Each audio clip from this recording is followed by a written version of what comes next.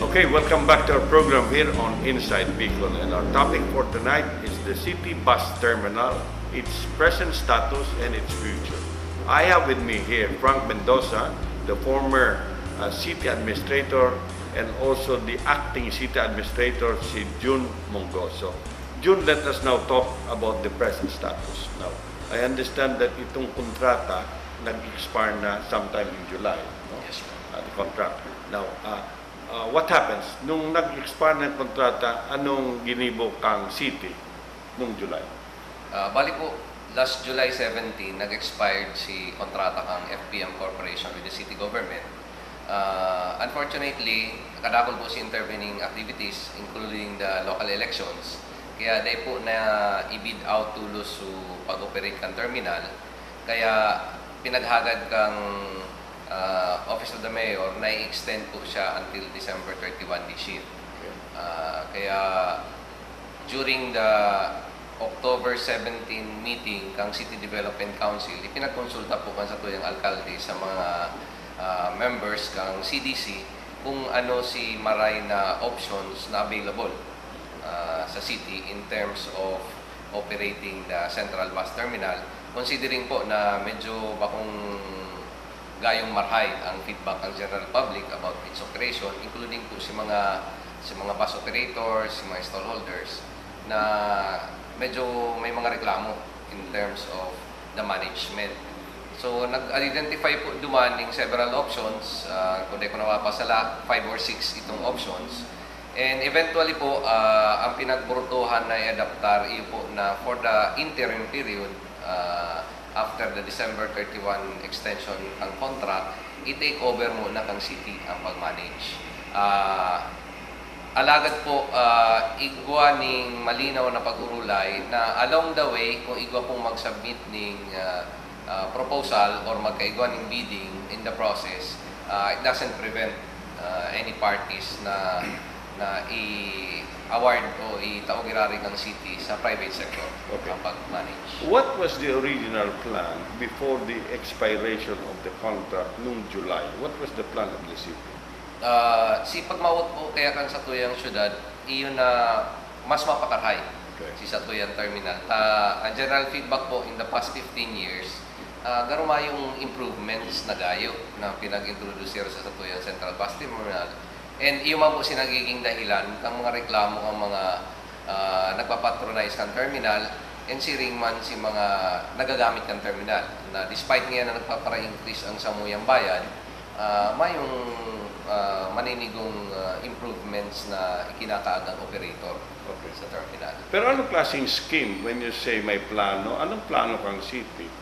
City, malaag ng mga buildings, city, ma-invite ng mga investors. What was the original plan noong July? Actually po, during the period, may mga letter of intent na ipinagsumiter sa city na nag-signify sila ng interest na bid for the operation of the terminal. Ang natatandaan ko po, may duwang written na letter of intents. May duwa man na verbal lang. But unfortunately po, sa prosedimento sa gobyerno, dapat kumpleto ang proposal bago lang basta letter of intent. So naluwas po siya, mga unsolicited proposals, and up to this time po, mayo man talagang complete documents na ipinagsusumiter. So mayo pong unsolicited proposal na pag-uurlayan, sa madaling sabi, igwa lang letter of intent. But was there any specific explanation na kung si Chairman Chendo ang interesado, we welcome, but you must be put the details. Was there any? Actually po, pag sinabi ita kaya unsolicited, it must come from them. So, the moment na we receive letter of intent or a verbal intent, ina-advise na sinda na kung mapupwede, mag-submit po ng proposal. Okay, so in short, you're telling me that si mga nagsarabit sa Endo, you inform them that they must put it into details. Yes po. Okay. Pero lang na sinasabing gusto. yun. So, igwa pala who are these? Who are some of these na are you privy to mention? Bali si written letter of intent po, ang nag-submit is LKY, si operator po yan kang bus terminal sa Legazpi. Legazpi, LTY, okay. LKY. LKY, okay. And si LCC po. LCC. Ang saruman po si verbal lang, issue mart, and si Federation po ng bus operators. Okay, nag-signify intention. Iya po. Kaya lang, until this time po, may man silang pinag-submiter na sa satuyan na mga written proposals.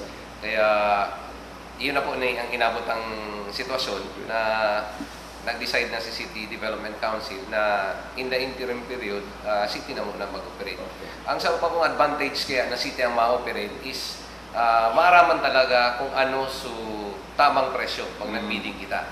Kasi isang ganyan po, pag kita nagpadalagan, may hiling talaga si pira ang income, pira man talaga si gastos.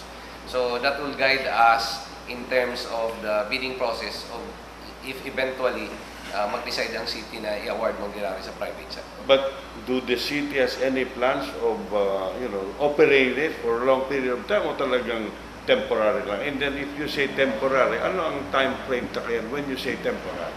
Bali po base sa Urulay, kaya inapod na interim kasi sa ngunyan yung intention ng city na for the longest time i-operate siya. Secondly, tinaan lang kita ng 1 year na otoridad kang CDC to operate.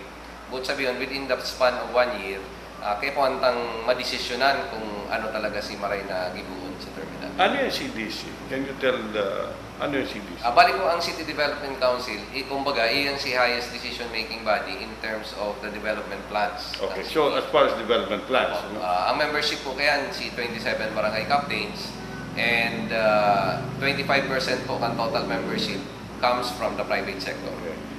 Yan po si mandato kaya.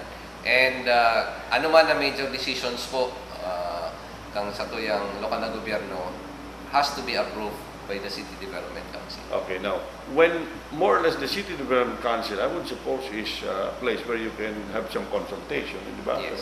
Now, will the decision now for the city, because that will come July pa, di ba? I mean, January pa, no? Although you're making some preparation, will this require any ordinance from the City Council? Yes po. Bali si resolutions and the minutes of the meeting kang CDC, kaya pa po siyang i-transmit to the Sangguniang Palusod Okay. for appropriate action. So technically, we're officially, no, dahil pa man kita nagsasabi na city na ang mapadalagan. Because sabi mo nga ni, parang gaadalan pa man lang nindo. Yes po. And it comes January and it will still need to pass through the Process. the process which will require approval from the Sangguniang. Yes po, tama. So you're telling me the garo ining pwede nindo is simply preparatory Yes. for any eventuality, no? But one time I remember ko nagaro itong plano was that to invite people, investors, to submit a plan to the city, whatever plan they have, and then for the city to study it, and then out of the studies, the city will be able to come up with a model which can now be a basis in coming up with the bidding. Parang arrogancy, is still the same pa ba yun, yung planong ganyan na makuha talaga ng mga plano and then ipapabid along that line? Actually po, maray na proseso po yan. Unfortunately po nga, until now, mayo maning formal proposal sa nag-aarap po.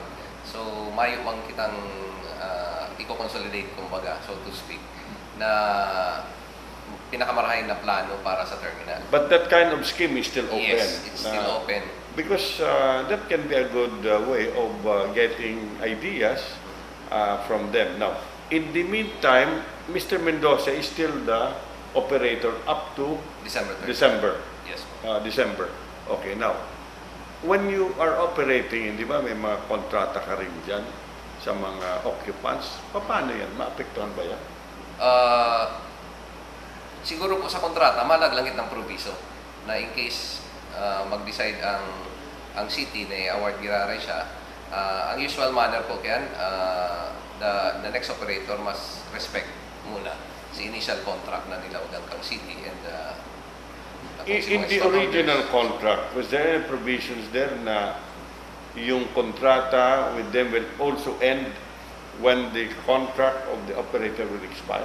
Coterminous po. Mali All naman yun. contracts. Okay, Coterminous. so in short now, what you're saying is that if ever, pag January, i-review nindo ang mga kontrata. Yes po. Pero in terms of the occupants, sindamang girarayan unless they say na o mag-decide sila na day na sila. So in short, they'll begin priority Yes. na Sindamang po girara. na what about it sa mga bus, the same din ang magiging scheme? Sila pa rin. For the immediate implementation siguro, as is where is muna kita. Okay. Nganing medyo malinaw lang muna gabos. Okay. Anong the way siguro pag pwede pag-urulayan ang mga detalya. What about yung mga empleyado? Galing po dyan mga empleyado, di ba? Mga Yes po. employed dyan. Parehas man po kang sa proseso to sa gobyerno, they have to apply and the screening committee will have to be designated to choose kung aring among the applicants ang most capable to do the job. Okay, so Bali, iyon po ginari si Agihan. There's no assurance na they get re-employed automatically. okay. When you say that you're making a study, will you be consulting, let's say, not only the direct stakeholder dyan, but as far as the public, the business community, ano yan? Kaibanan yan? Multi-sectoral po siya. Ako na hindi po sa Transition Committee, member po ang Naga City People's Council. Okay. Para po si mga sectors nako-consult man from time to time. Okay. We will again pause a while. When we return, we shall continue with our discussion.